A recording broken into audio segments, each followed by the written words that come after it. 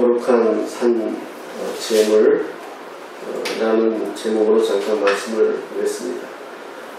로마서를 계속 보고 있는데요. 로마서는 크게 1장부터 8장까지 또 9장부터 16장까지 나눕니다.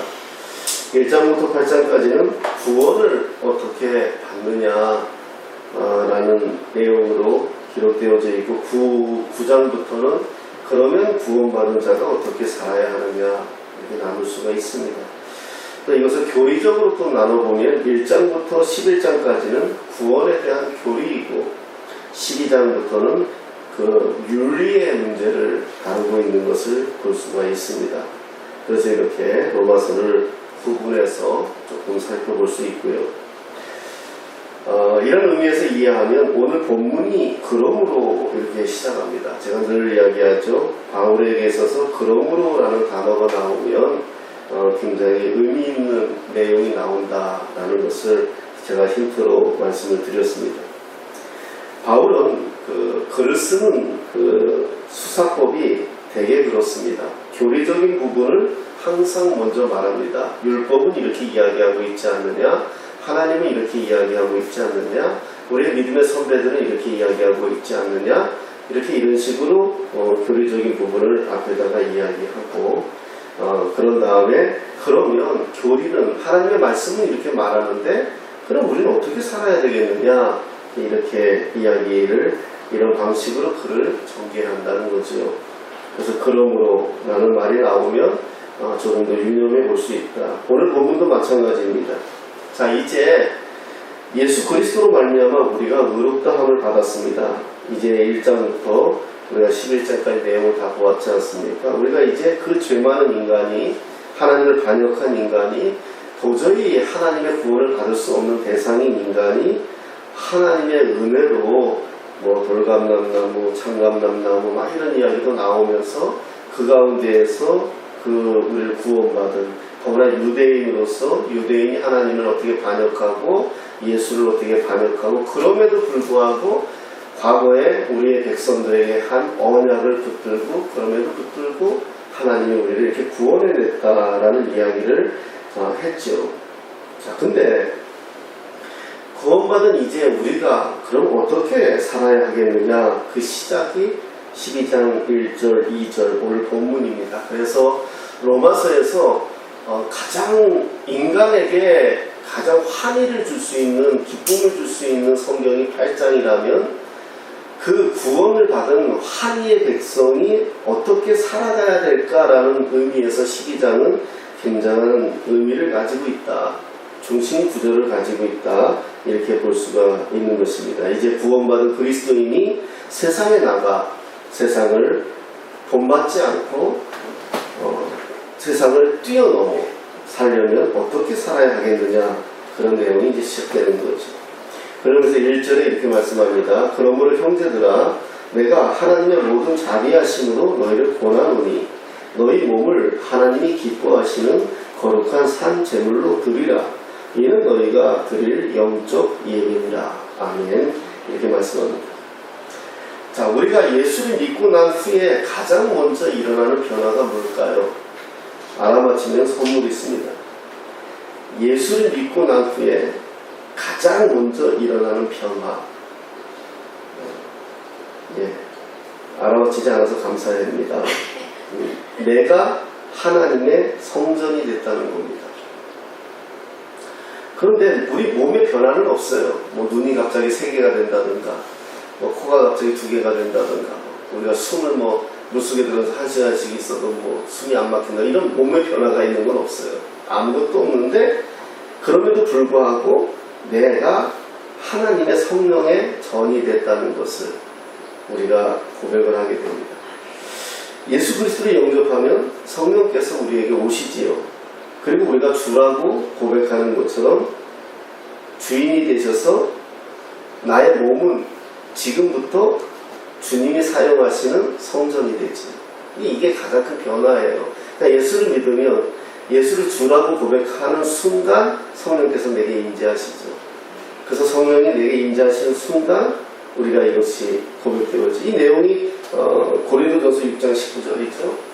고린도전서 6장 19절 말씀 한번 볼게요.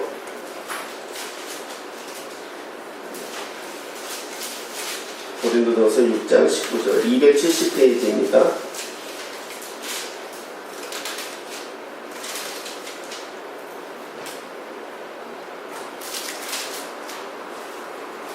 예.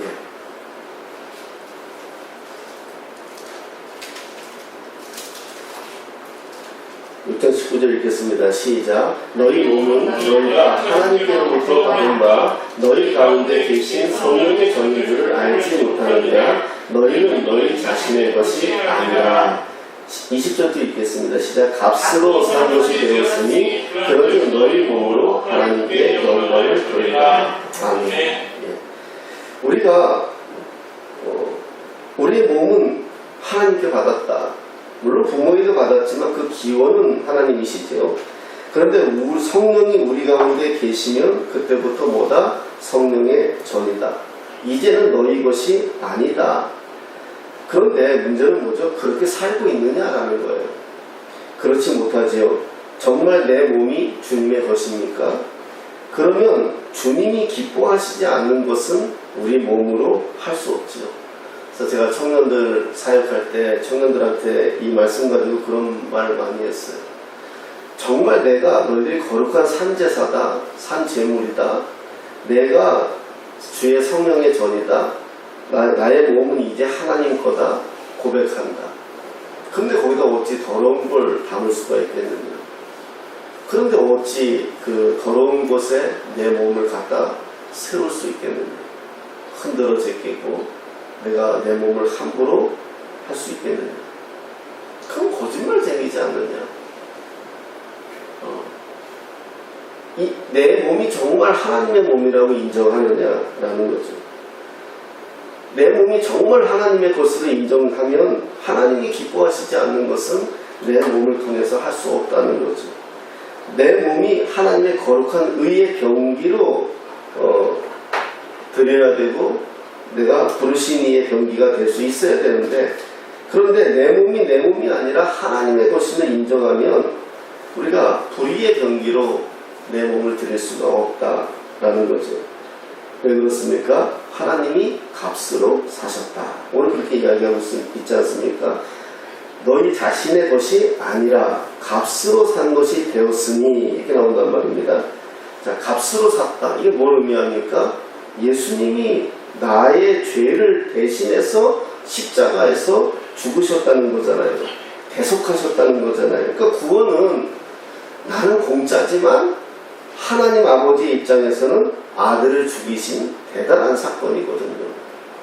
그래서 값으로 사셨다는 거예요. 자, 그런데 값으로 사셨다면 산 자가 있을 거 아닙니까? 누가 샀습니까? 예수님이 십자가에서 죽으셔야 하는 대가를 지불해야 하는 이유가 있다는 것이지 않겠습니까? 누구에게 샀습니까? 사단이잖아요. 죄로 말미암아 우리는 하나님과의 관계가 단절되고, 죄로 말미암아 우리는 사단의 종노릇하고 살았잖아요. 사단이 가지고 있는 최고의 무기는 뭐죠? 사망이었잖아요. 죄의 결과가 사망이니까요. 그거에 우리가 노예가 되지 않았습니까? 그래서 죽기 싫어서 우리는 살았잖아요. 그걸 해결하시는 게 부활이잖아요. 그러니까 예수님께서 자신을 죽이시면서 부활하시면서 우리의 죄값을 지불했다는 겁니다. 그래서 어떻게 합니까? 결국 인간이 사단의 졸개 노릇하던 인간이 그 인간을 구원하시기 위해서 하나님은 수많은 방법을 택했지만 다 실패하시고 결국 뭐다? 아들을 죽이시는 강수를 두신 거 아닙니까? 그러면 사단에게 하나님은 예수님이라는 값을 지불하고 나를 산 겁니다. 그래서 이제 나는 주의 것입니다. 그런데 아직 내가 사단의 졸개 노릇하고 있다면 이게 비극이죠. 이게 하나님이 아파하시는 거죠.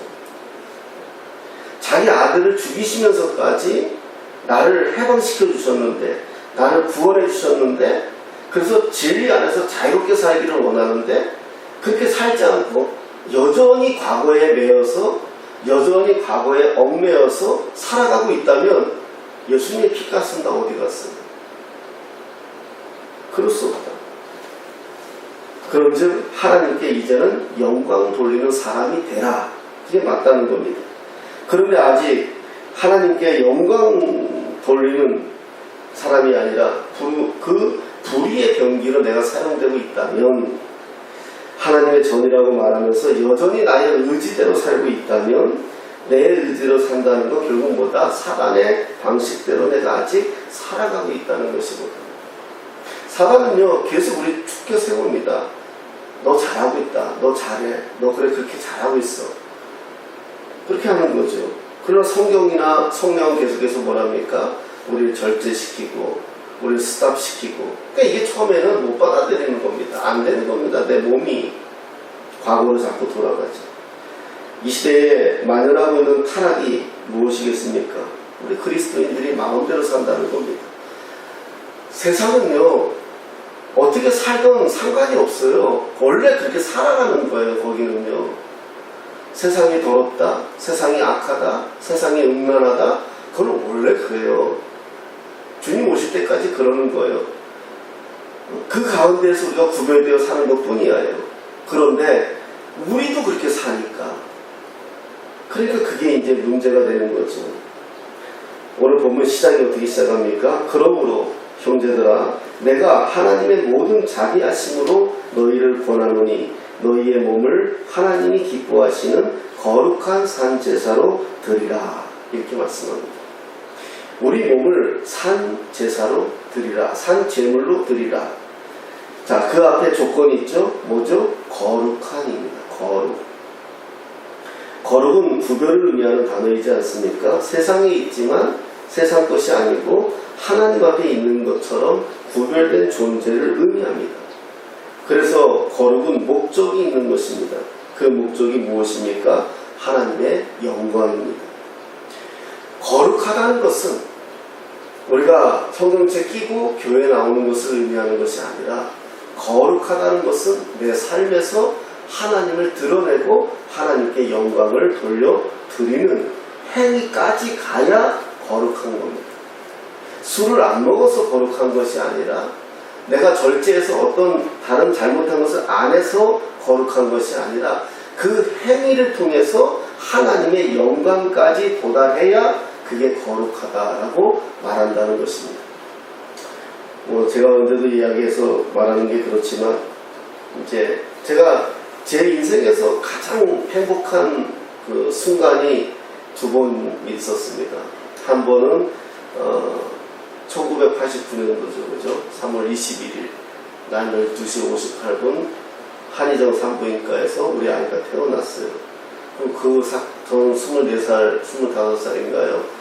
그 나이밖에 안 된 나로서는 충격이기도 하지만 기쁨이기도 하고, 어찌 해야 될지 모르지만은 뭔가 내 혈육이 생겼다는 거, 가족이 생겼다는 거, 그 기쁨은 아마 잊지 못하죠. 또 하나의 기쁨은 아이가 임관할 때였습니다. 해군사관학교에서 이제 임관실, 소위 계급장을, 국방부 장관에게 임명장을 받고 소위 계급장을 달아주는 그때가 굉장히 영광스러웠는데, 그건 뭐였냐면은, 그때 이제 참모총장이 해군 참모총장이 사관학교에 오니까요, 그 해군 사관학교 진해 바로 앞에 다 바다인데, 바다에 대한민국에서 최고로 좋다는 배들은 다 와 있더라고요. 독도함도 와 있고, 구축함도 와 있고, 잠수함도 와 있고. 그래서 그 위에 하얀 옷을 입은 수병들이 쫙 서가지고 서 있더라고요. 이 앞에는 이제 임관하는 새로운 신임 장교들이 서 있고요. 근데 사실은요, 그 수병들이 이 사람들 때문에 서 있는 거 아니에요. 누구 때문에 서 있죠? 참모총장이 거기에 오기 때문에 도열한 거예요.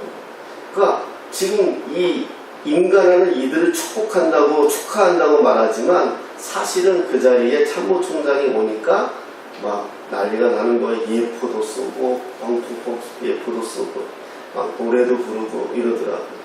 그 자리에 저희 아이가 있는데 제가 엄청 뿌듯하고 엄청 행복했어요. 그때 제가 깨달은 게 그거예요. 그게 하나님께 영광이에요. 저와 여러분들이 하나님께 영광이 무슨 영적이다 신비합니다 뭐 아닙니다. 뭘 많이 잘 살아내서 저와 여러분들을 통해서 하나님의 기쁨이 되면 그게 하나님께 영광이에요. 저는 그날 아들에게 받을 수 있는 영광을 다 받았어요.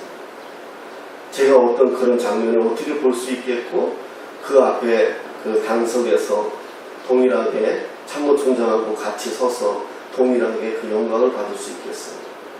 자식이 그동안의 애씀과 눈물과 수고와 도전의 결과가 내가 영광을 받은 거잖아요.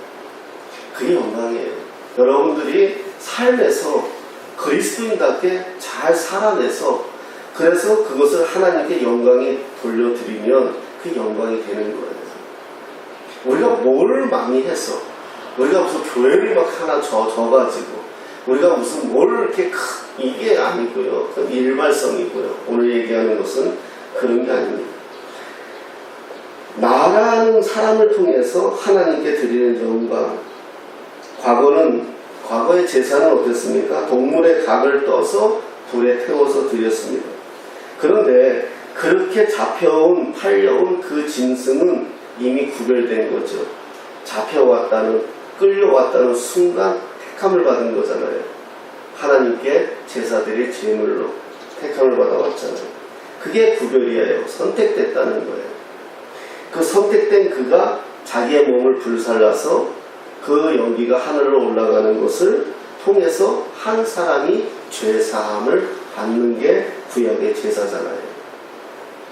그게 하나님께 영광이에요. 그 짐승은요. 자기가 타서 죽어지면서 없어지면서 누군가를 구원해내는 그게 하나님께 영광이라는 거예요. 그런데 오늘은 뭐라고 얘기합니까? 거룩한 제물이 되라.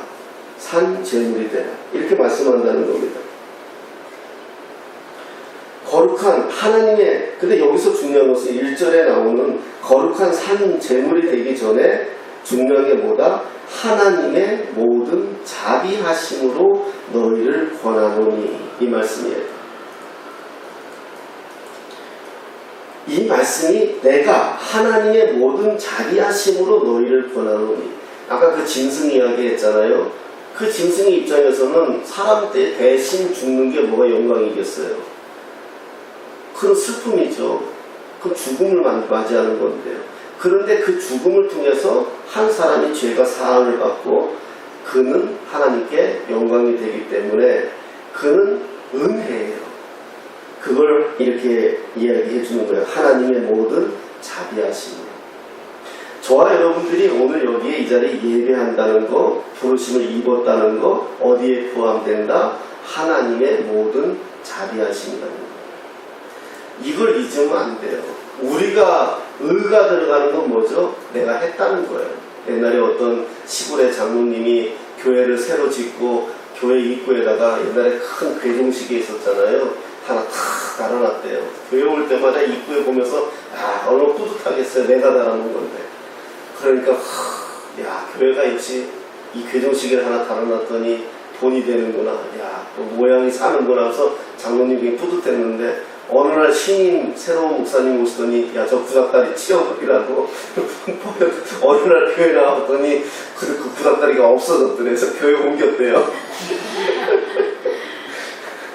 이게 우리 현실이잖아요. 그럼 뭐 말이겠지만 뭐가 없는 거죠? 은혜가 없는 거예요. 은혜가.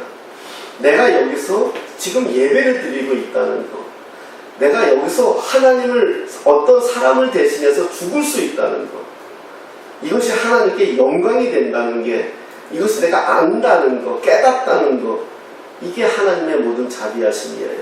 오늘 내가 정말 힘든 일을 경험했을 때도 하나님 앞에 나와서 기도할 수 있다는 거, 내가 이런 상황 속에서도 포기하지 아니하고 끝까지 붙들 수 있다는 것, 뭐다? 하나님의 모든 자비하심이라는 것. 산 제사가, 산 제물이 먼저 되는 게 아니라 뭐가 먼저다? 하나님의 모든 자비하심이에요. 여러분, 죽는 게 쉬울까요? 사는 게 쉬울까요? 사실 죽는 게 쉽다 그래요.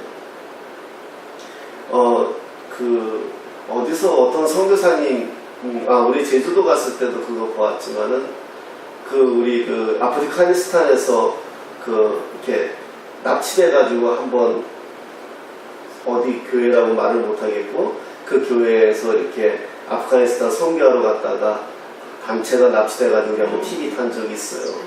그때 제일 먼저 죽은 분이 목사님이세요. 예, 자청해서 죽었잖아요. 그건 참, 누군가 순교를 한다는 거는 정말 대단한 용기죠. 근데 거꾸로 생각해 보면은요, 순교는 지가 죽는 게 아니라 하나님의 선택이에요. 한번 죽어버리는 순간 그분은 대단한 상급이잖아요. 순교의 상급이잖아요. 그거는 선택받은 자잖아요. 사실 따져보면 어쩔 수 없이 죽는 게 아니잖아요. 하나님께서 그를 선택한 거잖아요. 하나님의 모든 자비하심, 우리가 오늘 선택받고 거룩한 산 제물이 될 수 있다는 것, 하나님의 은혜를 의지해서 드리는 우리의 전인적인 삶, 이걸 뭐라고 또 얘기합니까?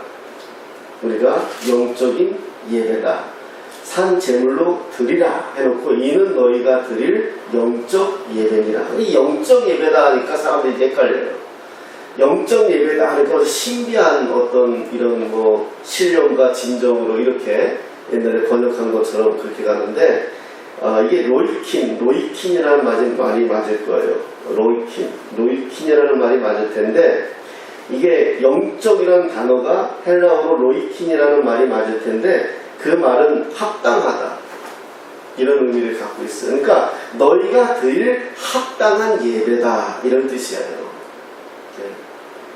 영적 예배다 그러니까 무슨 이게 영적인 어떤 그런 걸 관련시키는 것이 아니라 합당한 예배다, 이렇게 말할 수가 있는 것이에요. 하나님의 은혜를 의지해서 드리는 우리의 전인적인 삶, 바로 이것이 영적인 예배다. 여기 영적이라는 단어, 로기켄이라는 말인데, 합당하다, 마땅하다, 이런 의미를 가지고 있습니다. 그러니까 진정한 예배는 우리의 삶 전 영역 속에서 하나님이 주신 말씀을 가지고 살아내느냐, 그리고 하나님의 도구로 쓰여지느냐, 이게 진정한 예배다. 그리고 이것이 합당한 예배다, 이렇게 가르쳐주고 있는 것입니다. 아까도 말씀드렸지만 산제사는 구약에서처럼 죽은 동물로 드리는 것이 아니라 살아있는 하나님의 성령의 전으로 드리는 것을 그래서 영어 성경은 리빙이 들어가 있습니다. 산제사로 드린다. 그리고 제사를 드리고 그 동물이 죽음으로 끝나는 것이 아니라 우리의 예배는 어떻다? 모든 모델은 그대로 가지고 있지만 내가 하나님께 내가 산 제물이 되어서 하나님 앞에 내가 죽어지는 거지만 그 죽음으로 끝나는 것이 아니라 그 죽음이 연장되어지고 이어지면서 그 내 삶까지 가서 내 삶 속에서 예배가 드려질 때에 이것이 합당한 예배다, 영적 예배다, 이렇게 설명할 수 있다는 것입니다. 구약에서의 제사는 죄물이 죽는 걸로 끝났는데 여기서 산제사라는 의미는 뭐냐면 내가 죽어지는 것으로 끝나는 것이 아니라 죽어진 내가 예수로 살면서 내 예배터에서 예배하는 거기서 전 끝나는 것이 아니라 내가 삶의 현장까지 가서 가정이든 직장이든 어디든 삶의 현장까지 가서 하나님께 영광 돌려드리는 삶이 될 때에 이것이 마땅한 합당한 영적 예배다, 이렇게 말씀하고 있는 것입니다.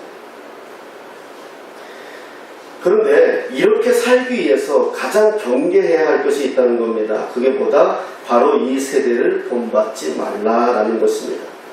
우리가 과거 이 세대에 살았던 사람들입니다. 그런데 우리 주 예수 그리스도의 십자가의 대속으로 우리를 값을 주고 사셨죠. 이제 어떻게 했다? 주소를 옮겼습니다. 하나님의 자녀가 되었습니다. 그런데 여전히 우리는 육체는 이 세대 속에 살고 싶어 하는 것입니다. 그래서 그것을 본받지 말아라. 영어 성경을 보면은요, 본받지 말라는 말을 컨폼이라는 단어를 썼습니다. 변화를 받으라 라는 말은 트랜스폼이라는 말을 썼습니다. 여러분, 그 영화 뭐죠? 트랜스포머 그죠? 예. 이게 이제 여기에 써 있는 영어예요. 트랜스포메이션. 그러니까 이게 변화를 받는 거예요. 변화를. 그래서 이 변화는 질적인 변화를 의미하는 거죠. 변화를 받았다고 해서 교회에 나오고 찬양을 부르고 말씀을 듣는 정도가 아니라 내 생각 자체가 완전히 바뀌어야 한다는 이게 트랜스폼. 폼이 완전히 삶의 폼이 완전히 바뀌었다. 이걸 의미하는 거죠. 그런데 어떻게 해야 완전히 바뀔 수 있느냐? 마음을 새롭게 해야 한다. 이렇게 말씀하고 있는 겁니다. 자, 그런데 이게 쉽지 않습니다. 예수 믿는다 하지만 과거 성질 그대로 나오죠. 또 잘 안 되죠. 예. 그런데 참 감사한 게요. 저는 여기서 좀 은혜를 받았어요. 뭐냐 하면 사실 우리가 마음을 새롭게 하여 변화를 받아라. 근데 마음 새롭게 하는 게 쉽지 않아요. 우리가 트랜스폼해서 완전히 질적인 변화를 경험하는 삶이 되라고 하지만 사실은 우리는 여전히 세상 가운데에서 부딪히면서 살아가고 있죠. 그럼 이게 불편하잖아요. 그런데 여기서 찾으면서 변화를 받으라 이 말에 초점을 받았어요. 변화를 받으라. 변화를 진행형이죠. 그래서 점진적으로 나아가는 거죠. 완전한 변화가 되는 것이 아니라 한 번에 단번에 변화가 되는 것이 아니라 되어져 가는 거죠. 저는 여기서 은혜를 받았고요. 만약에 완전히 되어졌다라고 얘기하면 전 절망했을 거예요. 왜? 그렇게 못 사니까요. 예. 뭐 저 운전하고 하는 차를 타신 분은 경험하겠지만 갑자기 뭐 하나 껴들어오면 저도 모르게 이런 사람인데 만약에 여기서 너는 이제 거룩한 산제사로 참제물로 드렸다. 너는 이제 영적 예배를 드린 자다. 이제 완전한 변화를 했다라고 했다면 나는 굉장히 이제 이중적인 인간이 되는 거잖아요. 근데 변화를 받으라. 이 말에 저는 은혜를 받았다는 거예요. 왜? 되어져 가고 있다는 거예요. 되어져 가고 있다는 거예요. 주님이 우리 너무나 잘 아시죠. 그런데 수동태가 되어 있어요. 이 단어가. 능동태가 아니라 수동태예요. 능동태는 내 스스로 해야 되지만 수동태는 뭐죠? 누군가가 조력을 한다는 거예요. 그러니까 변화가 되어져 가는 것은 내 책임이 아니라 누구 책임이다? 하나님 책임이라는 거예요. 그래서 우리가 소망이 있는 거예요. 거룩한 산제물을 우리가 드리나요? 우리가 정말 내 몸을 하나님 앞에 드린 것처럼 사나요? 우리가 정말 대한민국에 그렇게 사는 사람 10명만 있어도 이 나라가 이렇게 아마 변화가 있을 겁니다. 우리 그렇게 못 살아요. 저부터 그렇게 못 산단 말입니다. 마음을 원이고 그렇게 살려고 애는 써요. 정말 내 몸이 완전히 하나님 거라고 고백하면서 살아요. 그렇지만 부지불식간에 때로는 내 의가 이것을 깡그리 망가뜨릴 때가 있잖아요. 그런데 소망이 있는 것은 뭡니까? 변화를 받으라 라고 말씀하지만 그 수동태, 그것은 뭐다? 나를 변화시키는 분은 내가 아니라 하나님이라는 거예요. 그러니까 우리는 하나님 앞에 어떻게 하면 된다? 항복 선언하면 된다는 거예요. 하나님, 전 도저히 안 되겠어요. 저는 제 꼬라지 하나 바꿀 수가 없어요. 저는 제 생각 하나 바꿀 수가 없어요. 저는 제 마음 하나 바꿀 수가 없어요.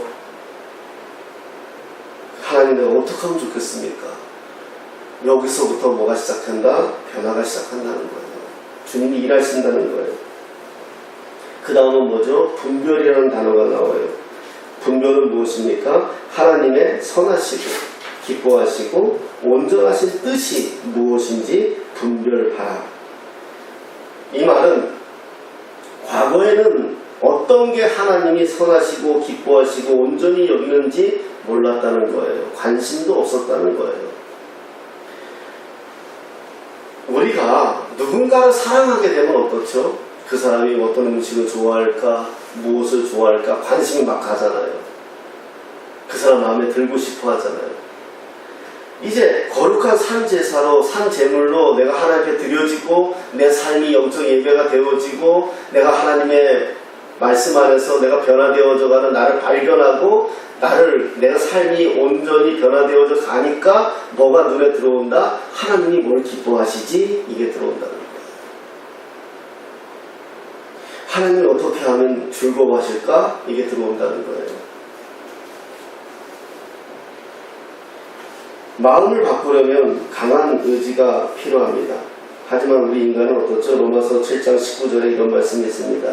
내가 원하는 바 선은 하지 아니하고 도리어 원치 아니하는 바 악은 행하도다. 이렇게 말씀합니다.